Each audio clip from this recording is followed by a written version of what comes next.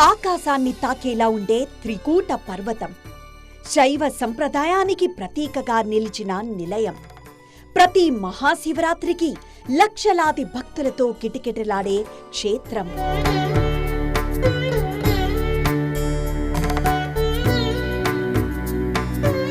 త్రికూటాద్రి దేవాలయం. కోటప్పకొండ త్రికూటేశ్వర స్వామి ఆలయమంటే కేవలం ఆధ్యాత్మిక క్షేత్రం మాత్రమే కాదు, గ్రామీణ సంస్కృతి, జానపద సంప్రదాయం, భక్తిభావాల సమ్మేళనం.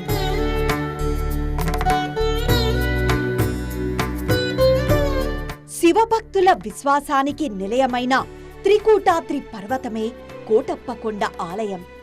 3 శిఖరాల మధ్య వెలిసిన దేవుడా, మా కోరికలు తీర్చే పరమేశ్వరుడా అని కొలుస్తుంటారు. ప్రాచీన క్షేత్రంగా పేరు పొందిన ఈ దేవాలయం రాష్ట్ర స్థాయి తిరునాళ్లుగా ప్రాచుర్యం పొందింది. సముద్ర మట్టానికి సుమారు 1587 అడుగుల ఎత్తులో ఉన్న ఈ కొండ ఏ దిశలో చూసినా 3 శిఖరాలుగా కనిపిస్తుంది. అందుకే దీన్ని త్రికూట పర్వతం అంటారు. ఆది దంపతుల కళ్యాణం అంటే అది జగత్ కళ్యాణమే. ఊరు వాడ అంగరంగ వైభవంగా జరిపే ఈ శుభకార్యం కోటప్పకొండలో ప్రత్యేకంగా జరుగుతుంది. మేధో దక్షిణామూర్తి కొలువైన త్రికూటాద్రిపై జరిగే ఉత్సవం రాష్ట్ర పండుగగా పేరుగాంచింది. అంతటి ప్రాశస్త్యం ఉన్న తిరునాళ్ల గురించి ఇప్పుడు తెలుసుకుందాం.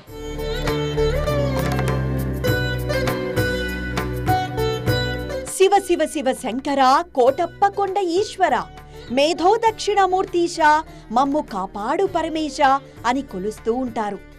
శివుడు మంగళస్వరూపుడు. శివ అని ఒక్కసారంటే చాలు, తన భక్తులను కంటికి రెప్పలాగా కాపాడుకుంటాడు. త్రికూటాద్రి ఏ వైపు నుంచి చూసినా 3 కొండలు కనిపిస్తాయి. బ్రహ్మ, విష్ణు, రుద్ర శిఖరాలుగా పిలిచే 3 కొండలపై త్రిమూర్తులు కొలువై ఉంటారని భక్తులు విశ్వసిస్తారు. శివయ్య దక్షిణామూర్తిగా కొలువై ఉన్న కొండ కాబట్టే శివరాత్రి జాగారానికి భక్తులు పెద్ద ఎత్తున ఈ కొండకు తరలివస్తారు.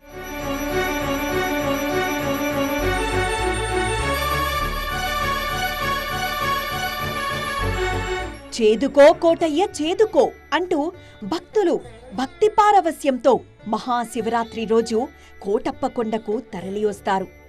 ఎందుకంటే ఇక్కడి స్థల పురాణం అలాంటిది. మరి ఈ 3 కొండలను బ్రహ్మ, విష్ణు, రుద్ర శిఖరాలుగా చెబుతారు. శివుడితో పాటు బ్రహ్మ, విష్ణువులు కూడా ఇక్కడ తపస్సు ఆచరించారని, త్రిమూర్తులు కొలువైన కొండ కాబట్టే త్రికూటాద్రైనట్లు చెబుతూ ఉంటారు. చారిత్రక త్రికోటేశ్వర ఆలయం క్రీస్తు శకం 1172 నాటికే ప్రసిద్ధి చెందినట్లుగా శాసనాల ద్వారా తెలుస్తోంది.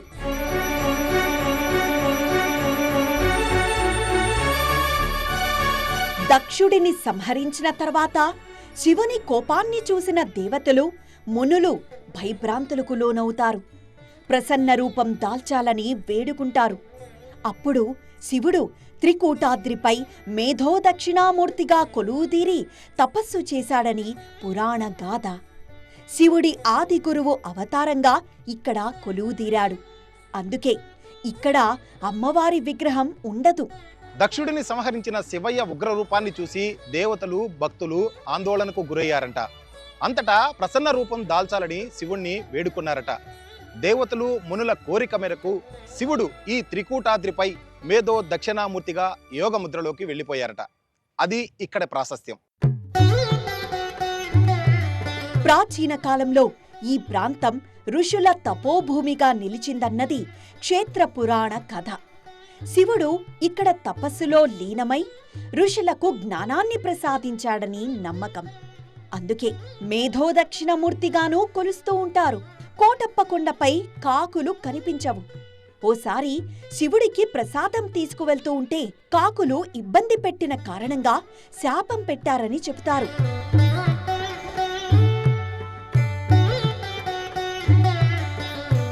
మరో కథనం ప్రకారం ఈ రుద్రకొండపై శివుడు తపస్సు చేసే సమయంలో కొండ కావూరుకు చెందిన ఆనందవల్లి అనే భక్తురాలు పశువులు మేపుకుంటూ స్వామివారికి పాలను భక్తితో ఇచ్చేది. కొద్ది కాలానికి ఆమె గర్భవతి కావడం వల్ల కొండకు చేరుకోవడం కష్టంగా ఉండడంతో స్వామియే కిందకు దిగి రావాలని వేడుకుంది. వెనుతిరిగి చూడకుండా కొండ దిగితే వస్తానని శివుడు మాటిస్తాడు.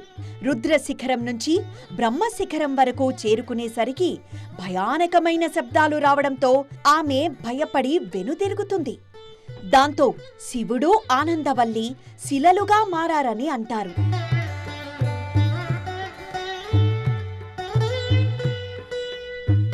అప్పటి నుంచి తన దర్శనానికొచ్చే ప్రతి భక్తుడు ముందుగా ఆనందవల్లిని దర్శించుకున్నాకే తన దర్శనానికొస్తారని ఆమెకు మోక్షం ప్రసాదించారని చెబుతారు. ఈ స్వామివారు మేధా దక్షిణామూర్తి స్వరూపంగా త్రికోటేశ్వర స్వామివారిగా ఇక్కడ పూజలు అందుకుంటూ ఉన్నాడు. దక్షయజ్ఞంలో ద్రాక్షాళమ్మ అంతర్ధానమైన తర్వాత పరమేశ్వరుడు కైలాసం విడి భూలోకానికే తెంచి ఇప్పుడున్న యొక్క దేవాలయానికి ఉత్తర భాగం ఎత్తే శిఖరం మీద రుద్రశిఖరం అంటారు. అక్కడ ఈశ్వరుడు తపస్సు చేసుకున్న స్థలము. అక్కడ తపస్సు చేసుకుంటూ ఉన్నాడు. తర్వాత ఎప్పుడైతే కైలాసం విడి భూలోకానికి పరమేశ్వరుడు వచ్చాడో బ్రహ్మ విష్ణు మహేశ్వరులు ఇత్యాది దేవతలందరూ కూడా వచ్చి ఆ స్వామివారి కోసం అని చెప్పని అందరూ కూడా ఇక్కడ తపస్సు చేయడం జరిగింది. ఇంకో నమ్మకం ఏంటంటే బ్రహ్మశిఖరం నుంచి స్వామి కిందకి దిగడానికి షరతు పెట్టారని భక్తులు భావిస్తారు. మహాశివరాత్రి రోజు కోటిన్నొక్క ప్రభలు కొండకొచ్చిన రోజు కొండ దిగుతానని స్వామివారు చెప్పారట. అందుకే ప్రతి ఏటా పండుగ సమయంలో కోటప్ప కొండకు పెద్ద ఎత్తున భక్తులు ప్రభలు కట్టుకుని తరలి వస్తూ ఉంటారు. కోటప్ప కొండ అనగానే మనకి గుర్తించేటువంటిది ఏమిటి అంటే తిరునాళ్ళు, మహాశివరాత్రి తిరునాళ్ళు జరుగుతాయి. ఈ తిరునాళ్ళకి విశేషంగా మనకి ఇక్కడ చెప్పుకోదగినటువంటిది ఏమిటయ్యా అంటే ప్రభలు అంటారు. ఈ ప్రభలందరూ కూడా భక్తులందరూ కూడా ఇక్కడ ప్రభలు తేవటానికి ఒక చరిత్ర ఉన్నది. ఆ చరిత్ర ఏమిటయ్యా అంటే బ్రహ్మ విష్ణు మహేశ్వరుడు మూడు పర్వతాల మీద తపం ఆచరించటం, తద్వారా గొల్లభామ అనేటువంటి ఓ భక్తురాలు స్వామిని సేవించటం, తర్వాత ఆ గొల్లభామ అనేటువంటి భక్తురాలు ఒక కోరిక కోరుంటుంది.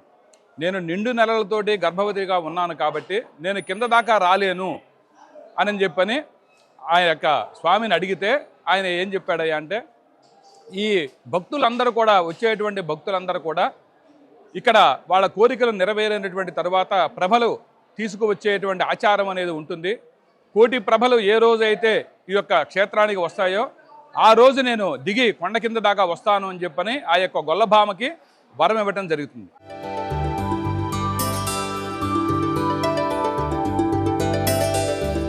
కోటప్పకొండ తిరునాళ్లలో అత్యంత ఆకర్షణీయమైన అంశం ప్రభలు.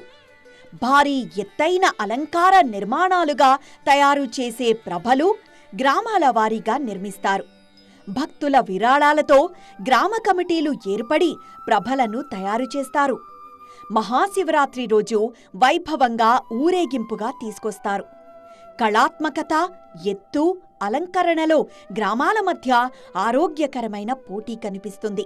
పల్నాడు సంస్కృతిలో ప్రభ ఒక భాగం. పూర్వకాలంలో వీపుకు ప్రభ కట్టుకొనొచ్చేవారని చెబుతారు. ఆ లింగోద్భకాల అభిషేకాన్ని పురస్కరించుకొని భక్తులు స్వామివారు లింగం ఉద్భవిస్తున్నాడు, పరమేశ్వరుడు కైలాసం వీడి మనకు వస్తున్నాడు కాబట్టి అని చెప్పని భక్తులందరూ కూడా మన కోరికలన్నీ తీరుతాయి, మన కష్టాలన్నీ పోతాయి అని చెప్పని మానవాళ్ళందరూ కూడా ఆ రోజు రాత్రంతా జాగరణ చేసుకొని ప్రభలు కట్టుకొని చిన్న చిన్న పిల్లలు మొక్కుబడి ప్రభలు అవన్నీ ప్రభలు కట్టుకొని జాగరణ చేసి శివరాత్రి జరుపుకొని పొద్దున్నే స్వామివారి దర్శనం చేసుకొని వెళ్ళేవాళ్ళు. అలా ఆనాటి నుండి ఈనాడు కూడా అంటే అప్పట్లో ఈపు ప్రభలు అనేవాళ్ళు. ఈపు కట్టుకొని వచ్చేవాళ్ళు. మూడు నిలువులు వేసి 5 అడ్డాలు వేసేవాళ్ళు. ప్రభ కట్టుకొని కొండకు వెళితే తమ గ్రామాలు సిరి సంపదలతో తులతూగుతాయని నమ్ముతారు. అందుకే ఎన్నో వ్యయ ప్రయాసలకోర్చి కొండపైకి ప్రభలను తీసుకువెళ్తారు. 100 అడుగుల ఎత్తు వరకు కర్రలను క్రమపద్ధతిలో పేర్చి వాటికి విద్యుత్ దీపాలతో అలంకరిస్తారు. జంగమయ్య చిత్రాలతో చిన్న ప్రభల నుంచి భారీ ఎత్తున ప్రభలను ఊరేగింపుగా తీసుకొస్తారు.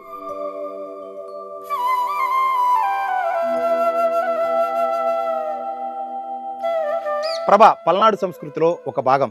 తమ గ్రామాలు అష్టైశ్వర్యాలతో సిరి సంపదలతో తొలతోగాలని గ్రామస్తులంతా కూడా కోటప్ప కొండకు తమ ఊరి నుంచి ప్రభలను తీసుకువెళ్తారు.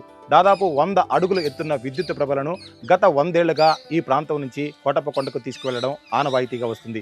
ఎన్నో వ్యయ ప్రయాసాలు కోర్చి ఈ ప్రభలన్నింటినీ కూడా ఒక సంస్కృతిలో భాగంగానే తమ ఆచారంగా భావించి వీళ్ళంతా కూడా కోటప్ప కొండకు తరలి వెళ్తూ ఉంటారు. ప్రస్తుత కాలంలో కూడా ఇంకా ఆ అనాదిగా వస్తున్న ఆనవాయితీని కొనసాగించడం ఈ చుట్టుపక్కల ఉన్న గ్రామాలకే చెల్లింది. చిలకలూరిపేట మండల కావూరు గ్రామస్తులు ఈ ప్రభ కోసం ప్రత్యేక శ్రద్ధ వహిస్తారు. 80 ఏళ్లుగా కొండకు ఊరి నుంచే ప్రభను తరలిస్తున్నారు. విదేశాలకు వెళ్లిన వాళ్లు కూడా కొండ పండుగకు గ్రామానికి తిరిగి రావడాన్ని ఆచారంగా కొనసాగిస్తున్నారు. మా గ్రామానికి ఒక పెద్ద విశిష్టత ఉంది. మా ముత్తాతల తాతల కాలం నుండి కూడా కోటప్ప కొండకి కావూరు గ్రామం నుంచి ప్రభ వెళ్ళేది. అప్పట్లో మాకు తెలిసి మా తాతల వాళ్ళ తల్లిదండ్రులు చెప్పిన మాటలు ఏంటంటే, పూసలతో ప్రభను కట్టి కొండ మీదకు మూసుకెళ్ళేవాళ్ళంట. ప్రభని కొండ మీదకు తీసుకెళ్ళి అభిషేకం చేయించుకొని మరలా తీసుకొని గ్రామానికి వచ్చేవాళ్ళు. కిందకు వచ్చిన తర్వాత ఎడ్ల బండ్ల మీద పెట్టుకుని తీసుకొచ్చేవాళ్ళు. కాలక్రమేణా ఈ ట్రాక్టర్లు, వ్యవసాయ పరికరాలు వచ్చేవరకే, విద్యుత్ ప్రభలు కూడా వచ్చేవరకు 1947 స్వాతంత్రం వచ్చిన సంవత్సరం నుంచి విద్యుత్ ప్రభలకు అలవాటు పడి ఆ రోజు నుంచి ఈ రోజు వరకు కూడా సుమారు 80 సంవత్సరాల పాటు నుంచి ఈ సంవత్సరంతో 80వ సంవత్సరం అవుతుంది.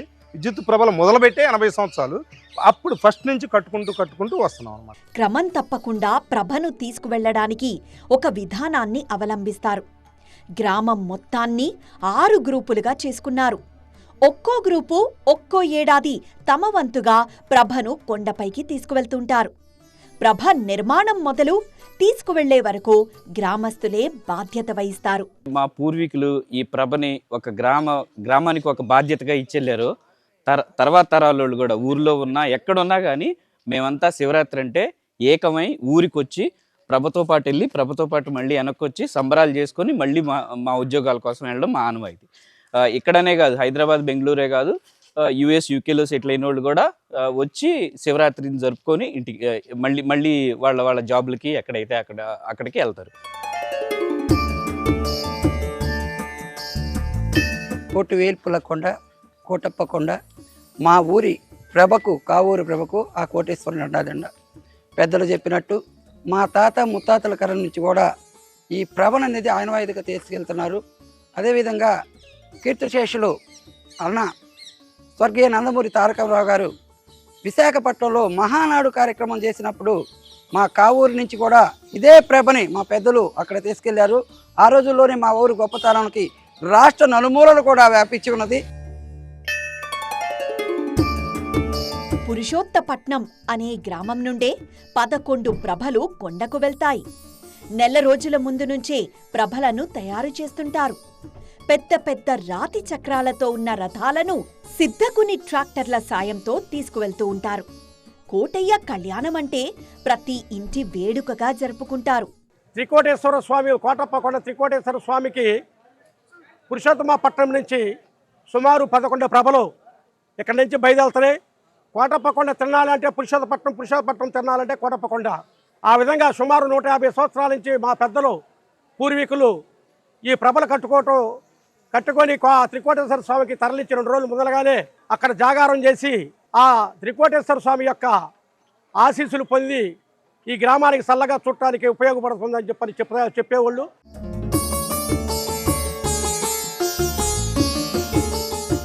పురుషోత్తపట్నం అంటే చిలకలూరిపేట పట్టణం ఉండగమొంగలే పురుషోత్తపట్నం ఏర్పడింది. పురుషోత్తపట్నంలో 14 మంది తహసీల్దారులు ఉండేవాళ్ళు. అదేవిధంగా పురుషోత్తపట్నం అనేది చుట్టుపక్కల ఏరియాల్లో కల్లా గొప్ప పేరు తెచ్చుకున్న ఊరు. త్రికోటేశ్వర స్వామి, దక్షిణామూర్తి త్రికోటేశ్వర స్వామి సన్నిధికి పురుషోత్తపట్నం నుంచి 11 ప్రభలు బయలుదేరతాయి.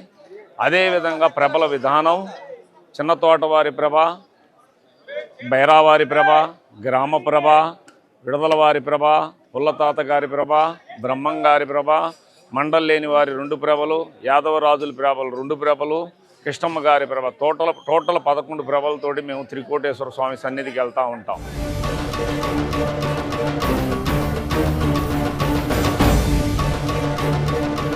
ఇలా కొన్ని దశాబ్దాలుగా కోటప్పకొండ తిరునాళ్లు జరుగుతూ వస్తున్నాయి. లక్షలాది మంది భక్తులు హాజరవుతుంటారు కాబట్టే శివరాత్రి తిరునాళ్ల కోటప్పకొండగా పేరుగాంచింది. శివరాత్రి అంటే జాగారం. స్వామి కళ్యాణం రోజు జాగారం చేస్తే అనంత పుణ్యఫలాలు కలుగుతాయని భక్తులు విశ్వసిస్తారు. అయితే వ్యవసాయ పనుల్లో మునిగిపోయే పల్లెవాసులు రాత్రంతా జాగారం చేయడానికి ప్రత్యేక సాంస్కృతిక కార్యక్రమాలను ఏర్పాటు చేసుకున్నారు. మహాశివరాత్రి అంటేనే జాగారం. కోటప్పకొండలో జాగారానికి ఒక ప్రత్యేకత ఉంది. వివిధ ప్రాంతాల నుంచి తరలివచ్చే విద్యుత్ ప్రభలన్నీ కూడా కొండ దిగువన కొలువుతీరి ఉంటాయి. అక్కడికి వచ్చే ప్రతి భక్తుడు కంటి మీద కొనుక్కు లేకుండా ఈ ప్రభల వద్ద ఏర్పాటు చేసిన సాంస్కృతిక కార్యక్రమాలను తిలకిస్తూ కూడా జాగారం చేస్తుంటారు. ఈ చుట్టుపక్కల పల్లెలన్నీ కూడా పాడి పంటలతోనూ సిరి సంపదలతోనూ అష్టైశ్వర్యాలతోనూ తొలతోగాలి అంటే ప్రతి ఏడాది కూడా క్రమం తప్పకుండా తమ గ్రామం నుండి ప్రభలను తీసుకువెళ్లాలని కూడా ఇక్కడ ఉన్న భక్తులు స్థానికులంతా కూడా విశ్వసిస్తుంటారు. ఒక్క ఈ పురుషోత్తపట్నం గ్రామం నుంచే 11 విద్యుత్ ప్రభలను ఇక్కడ కట్టుకొని కొండ వరకు కూడా తీసుకువెళ్తున్నారంటే ఊరంతా కూడా ఎంత సంబరంగా ఉందో కూడా మనం ప్రస్తుతం చూడవచ్చు. వివిధ గ్రామాల్లో కూడా ఇదేవైన పండగ వాతావరణం కూడా నెలకొంటుంది. 30 ఏళ్ల క్రితం వరకు కోలాటాలు, చెక్క భజనలు, జానపద కళారూపాలు కొనసాగేవి. కాలానుగుణంగా వాటి స్థానంలో రికార్డింగ్ డాన్స్లు వచ్చాయి. అవి కూడా మితిమీరిన అశ్లీల నృత్యాలుగా మారడంతో వాటిపై నిషేధం విధించారు. ప్రస్తుతం మళ్లీ ఆధ్యాత్మిక వాతావరణాన్ని కొనసాగించేలా చూస్తున్నారు. మన తిరునాళ్ళలో కోలాటము, కర్రసాము, చెక్క భజను అలాంటివి మరుగైపోతున్నాయండి. ఇప్పుడు ఈ డ్యాన్సులు ఇవన్నీ వచ్చిన తర్వాత వాటి వెనకబడిపోతున్నాయి కాబట్టి వాటిని ముందుకు తీసుకుపోవాలని నా ఆలోచన. అప్పుడు బాగుండేదండి. కాకపోతే ఇప్పుడున్న జనం ఇటు మళ్ళారు కాబట్టి కొంచెం కష్టం అనుకుంటున్నారు. అయినా సరే మాలాంటి వాళ్ళం మేము కొంచెం కష్టపడి వాళ్ళకి నేర్పడానికి ట్రై చేస్తున్నాం. అయితే అశ్లీల నృత్యాల పేరుతో రికార్డింగ్ డాన్సులతో పాటు సాంఘిక, పౌరాణిక నాటకాలను సైతం అడ్డుకోవడంతో వారు జీవనోపాధి కోల్పోయారు. ప్రస్తుతం వాళ్ళు తమ కళలో మార్పులు చేసుకుని తిరిగి జాతరలో ప్రదర్శనలిచ్చే ప్రయత్నం చేస్తున్నారు. ఆర్కెస్ట్రా వంటి మెగా ఈవెంట్లతో ముందుకు రావాలనుకుంటున్నారు. ఒకప్పుడు ఈవెంట్ అంటే అంటే ఆర్కెస్ట్రా అంటే ఒక 2 లేడీస్ సింగర్స్, ఒక 2 జెంట్స్ సింగర్, ఒక యాంకరు, ఒక డాన్సర్తో ఉండేది. ఈరోజు దాదాపుగా అది మారిపోయి ఒక 30 మంది మినిమం ఆ ఈవెంట్లో పార్టిసిపేట్ చేసే విధంగా తయారైంది. దానికి తోడు ఏంటంటే టెక్నాలజీ వాడుతూ ఉన్నాం అందరూ. అంటే వెనక ఎల్ఈడి వాళ్ళు కావచ్చండి, ఇలాంటి ఐటమ్స్ కానివ్వండి. మళ్ళీ ఇప్పుడు డీ షోల నుంచి మరి మిగతా షోల్లో చేసిన వారిని కానీ అందరినీ కూడా మా ఈవెంట్లకి పిలిపించుకొని వారితో చేయించడం కూడా మాకు చాలా ఆనందంగా ఉంది.